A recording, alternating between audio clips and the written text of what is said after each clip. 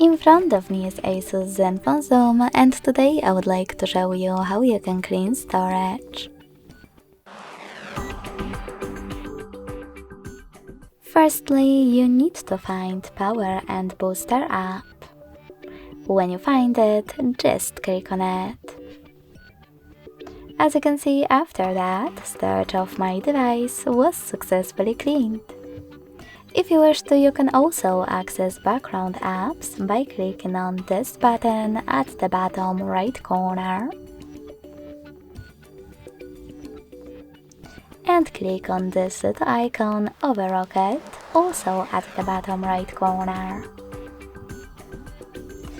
Thanks so much for watching. If you enjoyed this video, don't forget to leave a like, comment and subscribe. Bye!